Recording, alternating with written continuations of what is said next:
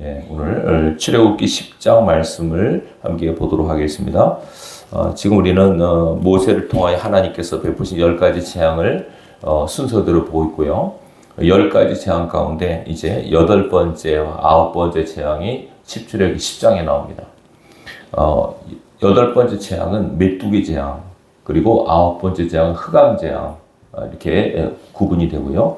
10장에는 이 두 가지 재앙이 일어나는 것을 보여주고 있어요.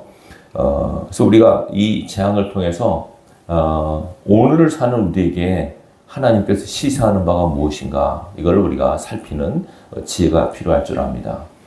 그 옛날 있었던 하나의 사건에 그치면 의미가 없고, 오늘도 하나님의 말씀은 항상 시간과 공간을 초월하여 그 말씀을 믿는 사람에게 그대로 나타나는 법입니다. 말씀은 약속의 성질이 있기 때문에 이 말씀을, 그 약속을 내가 믿고 붙들고 기도하고 인내하면 그 말씀의 성취, 약속의 성취를 우리가 보게 됩니다. 여기 계신 분들이 하나님의 말씀을 듣고 묵상하고 또 행하셔서 그 이루시는 말씀 속에 역사하시는 하나님의 오묘한 섭리와 경륜, 하나님의 놀라운 이적을 체험하는 은혜가 있기를 바랍니다. 오늘 이제 이 메뚜기 재앙은요, 이 황충 재앙이라고 하기도 하는데, 그야말로 싹 쓸어버리는, 하나도 남기지 않는, 완전히 그야말로 털어버린다 그러죠. 애굽 사람의 모든 걸 털어버리는 그런 재앙, 아주 무서운 재앙입니다. 자, 이 재앙을 통해서 하나님께서 뭘 말씀하고자 하시는가를 한번 보십시다. 1절과 2절을 보겠습니다. 10장 1절과 2절. 여호와께서 모세에게 이르시되 바로에게로 들어가라. 내가 그의 마음과 그의 신하들의 마음을 완강하게 함은 나의 표징을 그들 중에 보이기 위함이며. 자, 하나님께서 말씀, 내가 바로의 마음과 신하들의 마음을 아주 완강하게, 아주 그냥 뻗티게, 고집스럽게, 말을 전혀 안 듣게 하셨다고 말하고 있습니다. 하나님의 역사란 거죠. 기적도 하나님의 역사지만 기적을 보고도 꿈쩍하지 않는 것도 기적이죠. 네? 웬만하면 놀라서 항복할 텐데 항복하지 않는 것. 자, 이렇게 하나님이 하셨다라고 말씀합니다. 그 이유가 중요하죠. 왜 그렇게 말을 안 듣게 하셨는가? 2절입니다. 내게 내가 애굽에서 행한 일들, 곧 내가 그들 가운데서 행한 표징을 네 아들과 네 자손의 귀에 전하기 위함이라. 너희는 내가 여호와인 줄 알리라. 목적입니다.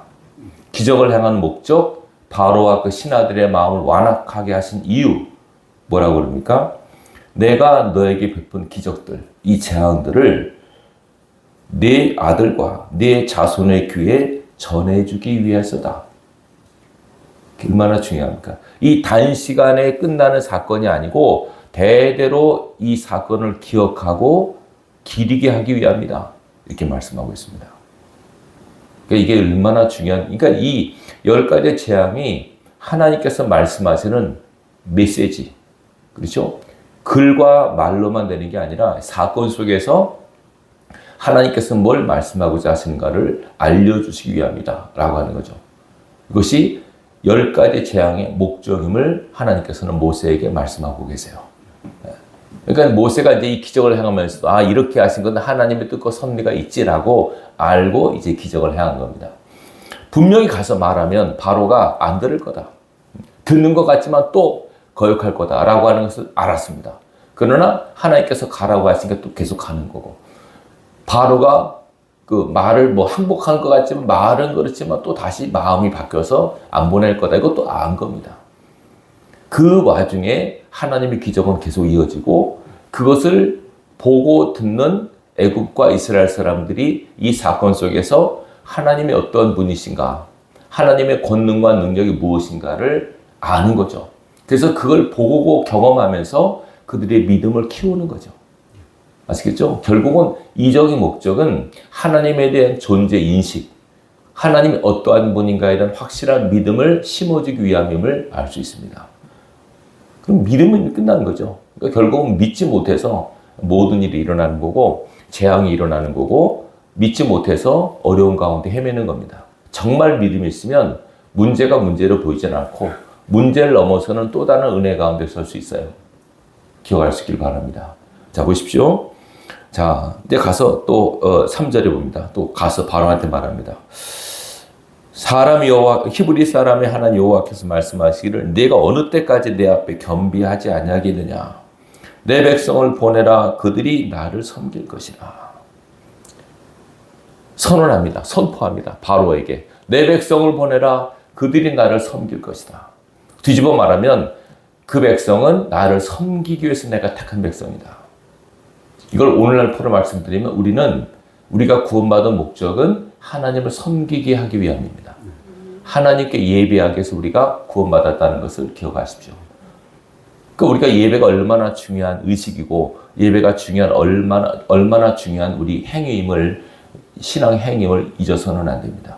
그 예배에 소홀해서는 안 되고 예배를 우습게 여기거나 예배를 매너리즘에 빠져가지고 형식적으로 들어서는 안 됩니다. 네. 매일 드리는 예배, 자주 드리는 예배이기 때문에 더 위험할 수 있습니다.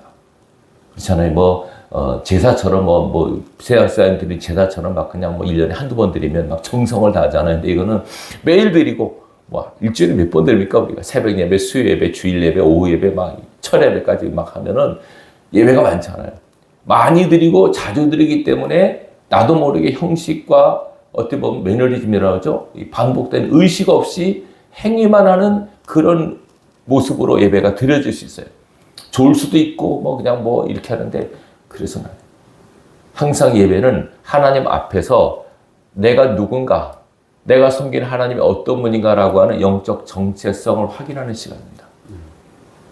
하나님 나의 구주가 맞으시지, 나의 아버지가 맞으시지, 나는 그분의 자녀가 맞지, 나는 구원받은 하나님 사람 맞지, 거룩하신 하나님 나를 사랑하시지, 나와 함께 하시지, 나를 천국으로 인도할 거지, 늘 예배 시간마다 확증하셔야 됩니다. 말씀을 통하여 응답을 받고 기도와 찬양을 통하여 하나님께 드리는 시간, 말씀을 통하여 축복과 은혜를 받는 시간, 이것이 예배입니다. 이 예배에 성공하는 은혜가 있기를 바랍니다. 분명히 말하고 있잖아요. 내 백성을 보내라. 그들이 나를 섬길 것이다. 그들은 나를 섬기기 위한 백성들이다 라고 하는 것을 이스라엘의 영적 정체성을 분명히 설명하고 있습니다.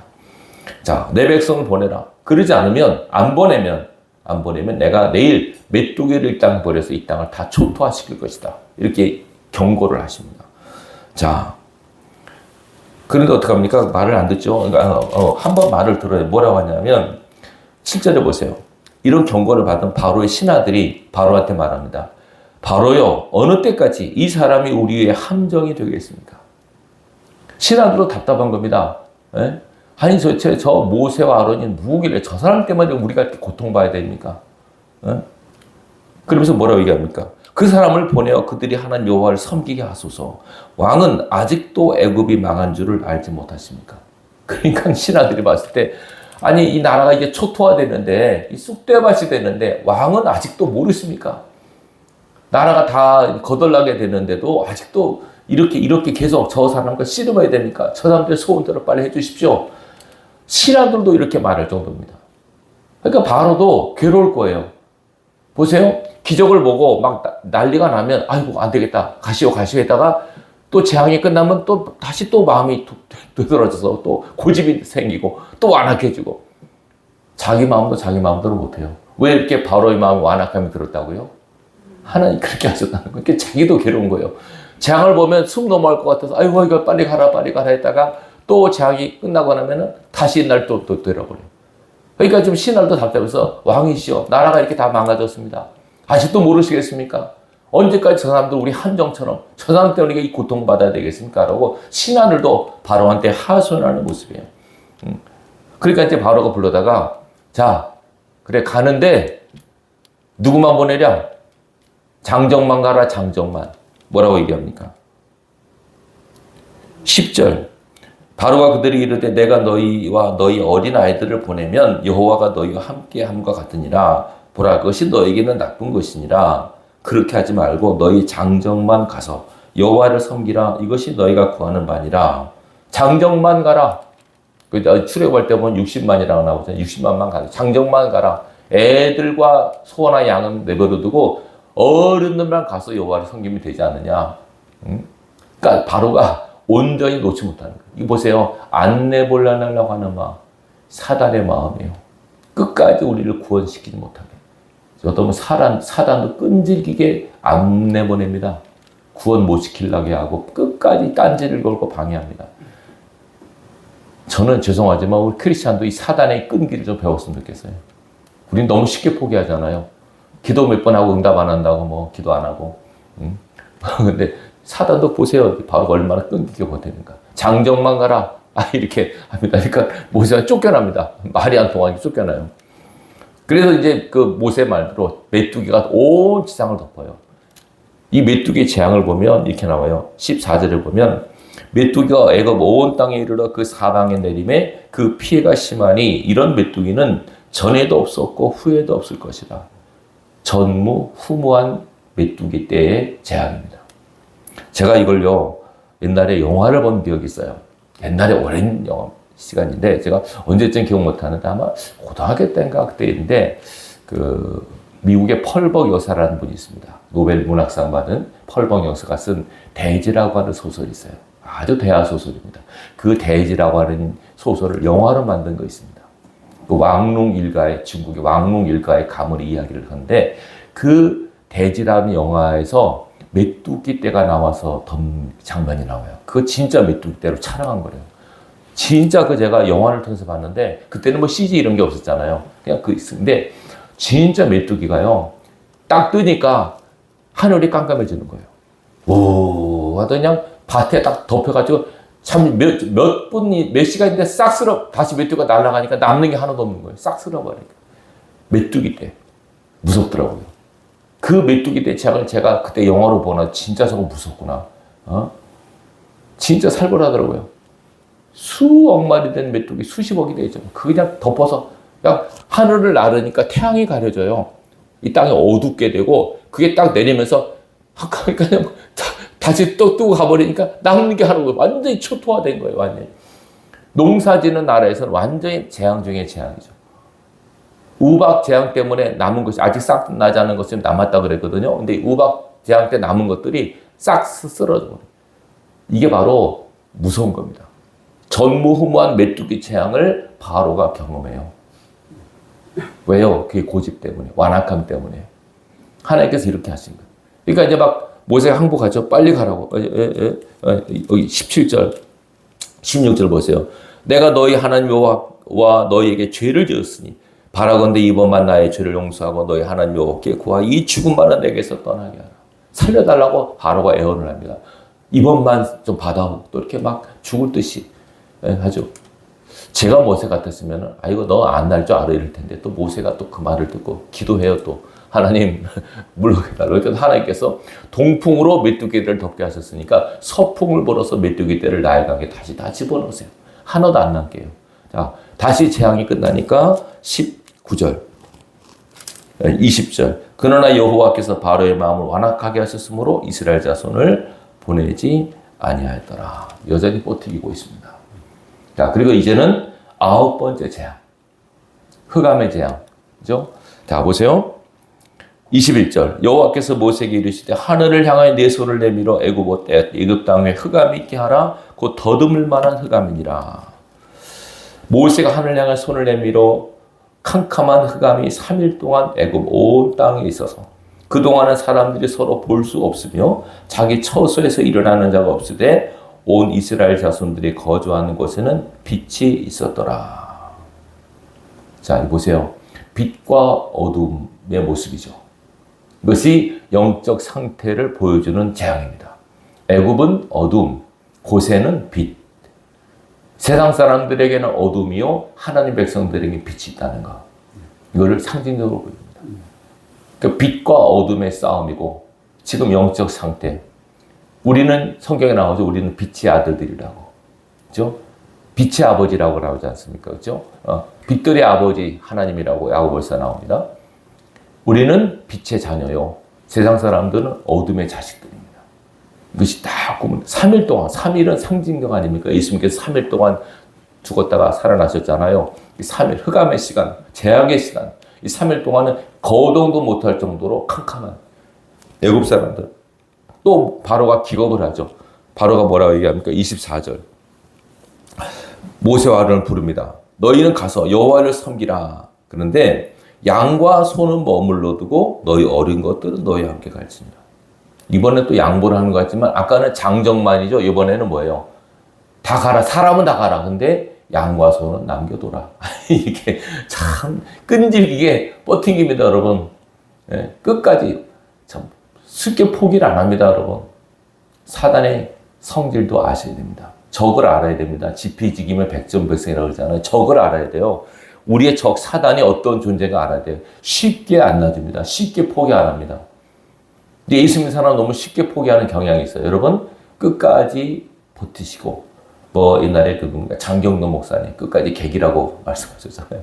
객이 있어야 됩니다. 신앙 어찌 보면 아무리 힘들고 어려워도 끝까지 견디는 자는 구원을 받습니다. 끝까지 사단도 안 놓잖아요. 지금 장정만 가라 했다가 애들까지만 가라. 양과 손 남겨둬라. 무엇이가 안 되죠. 그 양과 손은 우리가 제사 드려야 되는데 섬겨야 되는 재물입니다. 그거 없으면 안 됩니다.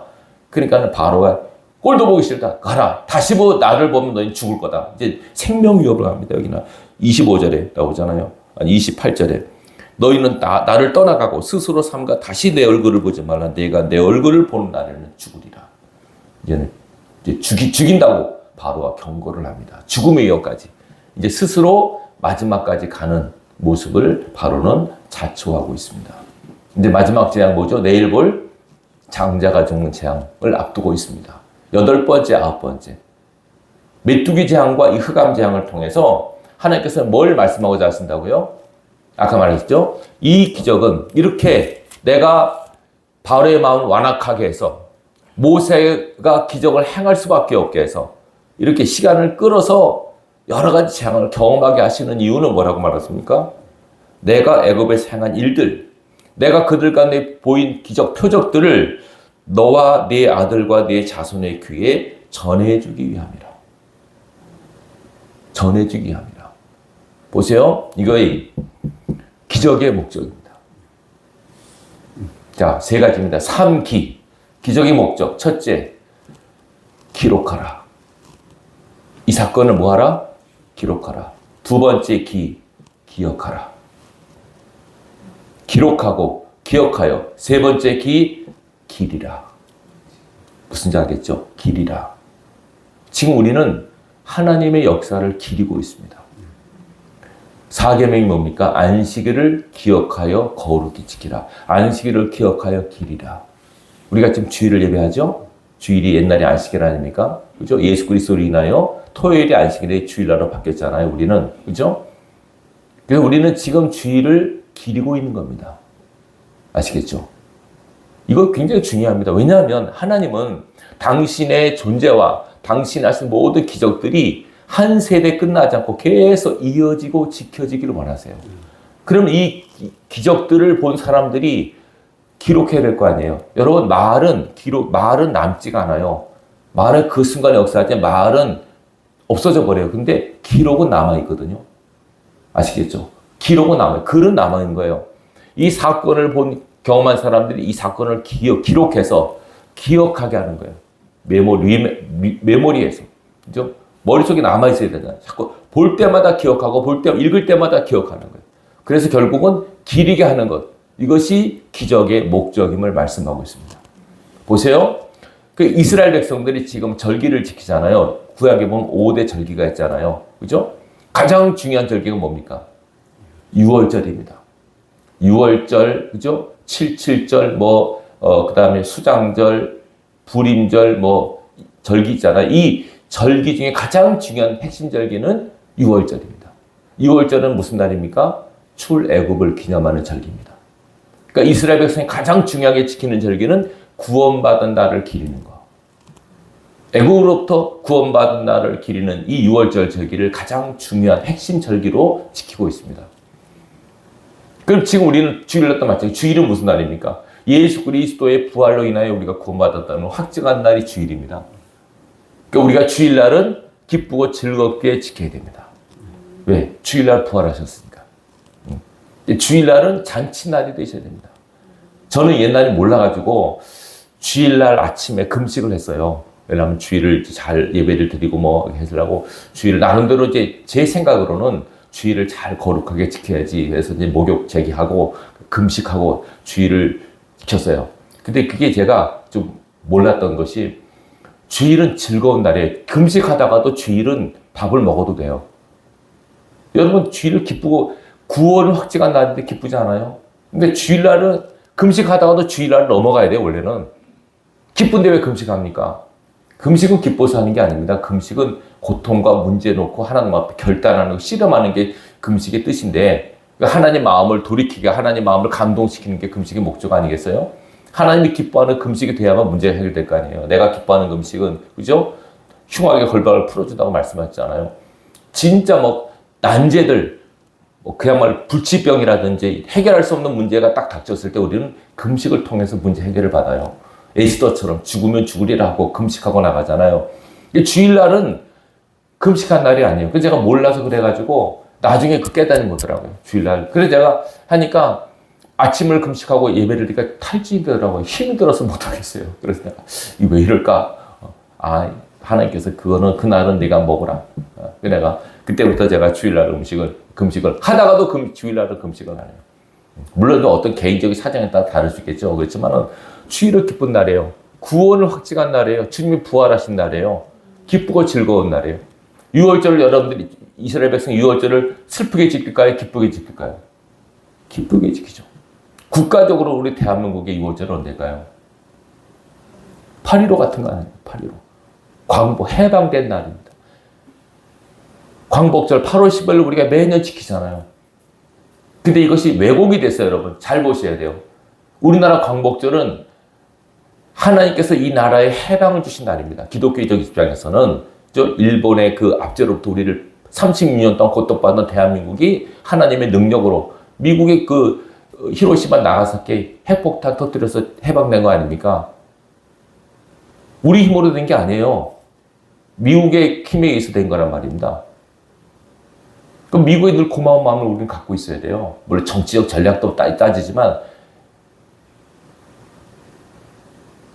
우리가 우리 힘으로 된 게 아니라 하나님의 은혜로 해방됐어요. 8월 15일 날. 그래서 이 해방을 기뻐하는 8.15 광복절을 우리가 매년 지키고 있잖아요. 근데 우리가 잘못 지킨 게 뭘 잘못 지킨 줄 아세요? 8.15만 되면 일본을 상대해서 일본을 미워하는 마음을 막 부추겨요. 일본 나쁜 놈들, 못된 놈들, 우리를 힘들게 한 놈들. 왜곡입니다, 이거는. 이스라엘 백성이 유월절 지킬 때마다 애굽 미워한 줄 아세요? 애굽 놈들, 바로 놈. 안 합니다, 그렇게. 우리를 구원하신 하나님의 능력만 찬양합니다. 8.15는 일본을 미워하는 날이 아니고 우리를 건져내신 하나님께 감사하고 기뻐하고 축하하는 날입니다. 사실 역사적으로 우리나라를 진짜 괴롭힌 나라는 중국입니다. 중국은 504년 동안 우리나라를 힘들게 했습니다. 역사적으로 보면 우리나라는 계속 우리 사대주의라서 우리나라를 종으로 지금도 중국은 우리나라를 하대합니다. 자기 속국으로 보고 있습니다. 지금 대한민국은. 그 중국에 빌붙어가지고 뭘 하고 있습니까? 지금 우리나라 정부가. 그런 중국은 지금도 떠받들고 일본을 끝까지 미워하려고 그러고. 그게 우리나라가 어리석은 겁니다. 그게 다 좌파 애들이 이렇게 하는 겁니다. 여러분, 일본이 왜 망했습니까? 8.15 때, 해방 때. 미국 때문에 망했습니다. 미국이 일본을 망하게 한 거예요. 그러면 일본 사람들이 어떻게 미국을 어떻게 됩니까? 끝까지 미워해야죠. 우리나라를 망하게 한 놈들, 미제 놈들. 이를 가려야 되는데 일본이 미국 강대 지금 그러니까? 아니죠. 일본은 그래 지어놓은 겁니다. 우리나라 끝까지 일본 미워하고 8.15 때마다 맨날 일본 미워하는 영어만 하고 안 좋은 감정 부추겨서 반일 감정, 반미 감정 부추기고 잘못된 겁니다. 이스라엘 백성은 유월절 지킬 때 애굽 미워하지 않습니다. 애굽을 원수 삼고 이집트 지금도 원수 삼고 그러지 않습니다, 여러분. 중요한 것은 하나님이 건지셨다. 하나님께서 구원하셨다고 하는 걸 기대면 되는 겁니다. 우리를 구원하신 하나님은 전능하신 분이시다. 우리를 압제와 고통과 억압 속에서 우리를 해방시킨 우리 하나님. 그 하나님의 능력과 영광을 찬양하는 것이 유월절 의식이에요. 우리도 8.15를 그렇게 지켜야 됩니다. 일본 미워하는데 주안 쫓지 말고 건지신 하나님의 능력을 찬양하는 것이 8.15 광복의 주 행사의 기치가 돼야 돼요. 지금 뭐 우리가 중국 미워하는 것도 좋지 않아요. 그러나 역사적으로 보면 중국이 훨씬 일본보다 500년 이상 우리를 괴롭힌 나라예요. 중국은. 그 북한 6.25 일어났잖아요. 우리나라가 사과했습니까? 북한이? 김일성, 김정일, 김정은이 대한민국 정부에 사과한 적이 있습니까? 근데 맨날 일본이 우리한테 사과하라고 그럽니까? 이거 우리가 정신이 잘못된 거예요. 제대로 역사 의식을 갖고 보셔야 됩니다. 물론 우리가 같은 사람들로서 뭐 사람 미워하는 건 좋은 게 아니지만은 미워해서는 안 됩니다. 절대로 미워하지 않고 다 지금 같이 공동 삶을 사는데 거기에 뭐가 있냐면 이 공산주의자들 이 사람들의 이 잘못된 사상과 이념 때문에 우리가 그렇게 속고 있는 거지. 사람은 다 똑같습니다. 중국, 일본, 미국 다 똑같은 하나님 모습이 크게 중요한 거는 그들 뒤 역사는 영들 사단의 세력을 우리가 경계하고 그 영들에게 휘둘리지 않도록 깨어 있어야 된다는 것이 가장 핵심입니다. 지금 바로도 불쌍하잖아요. 바로도 자기가 자기 마음대로 못해요. 이렇게 난리치면 또 아이고 했다가 또 다시 어지럽더라고. 그야말로 바로는 내 마음 왜 이러지? 내 마음 나도 모르겠네. 그럴 것 같아요. 지금 바로 마음은.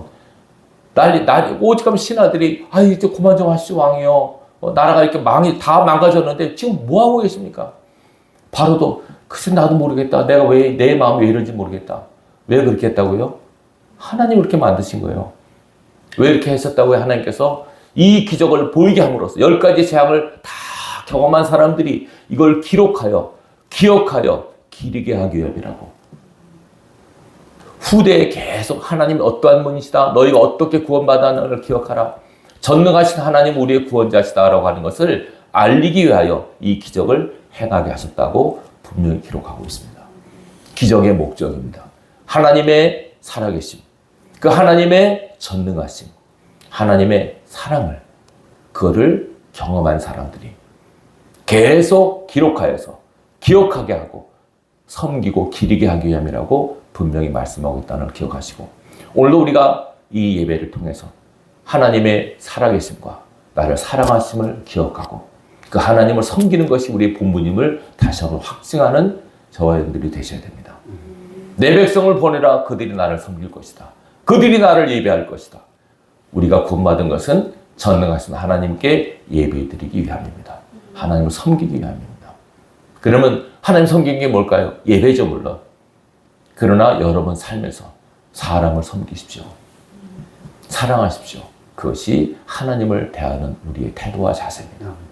하나님께 예배하면서 사람을 무시한다든가 하면 틀린 겁니다. 사람은 무조건 사랑하십시오.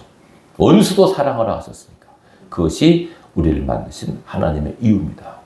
사랑해서 품고 용서하고 함께 이 신앙의 길을 걷는 것 우리에게 바라시는 하나님의 소원임을 기억하시고 이 아침도 말씀을 듣고 기도하셔서 거룩하신 하나님의 자녀답게 오늘도 하나님을 섬기는 복된 저와 여러분의 하루가 될 수 있기를 주님의 이름으로 축원합니다.